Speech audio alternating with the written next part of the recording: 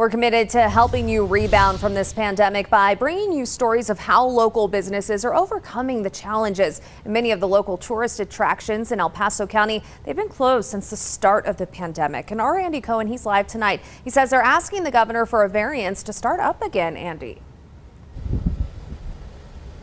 Yeah, Elizabeth, the Pikes Peak region attractions actually worked with our Board of County Commissioners to make this variance request of the governor's office, asking for a little bit of flexibility. While some have been able to reopen because there's still that limitation on gatherings of 10 or more people, others have had to stay closed.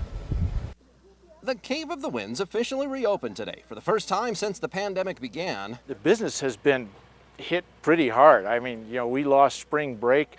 We lost Memorial Day weekend. They're following public health guidelines with plexiglass barriers at the cash registers and hand sanitizer everywhere.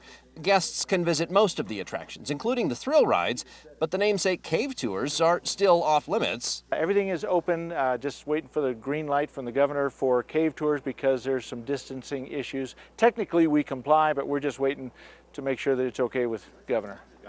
The Board of County Commissioners submitted a variance request to the governor's office so that attractions like the cave can reopen safely.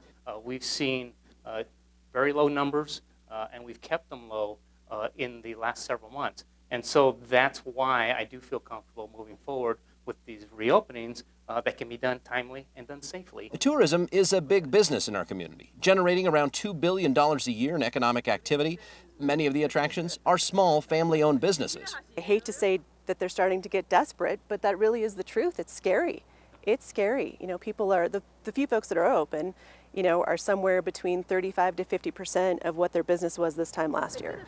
Just less than half of the 24 or so businesses that make up the Pikes Peak region attractions remain closed. They're hoping the variance will go through so that more can reopen. And because these businesses are locally owned family businesses, they would love it if folks here in southern Colorado would pay them a visit as a staycation this summer. You can find out who's open and who's not by visiting them on their website. The website is pikes-peak.org. Always watching out for you. Andy KOEN, News 5.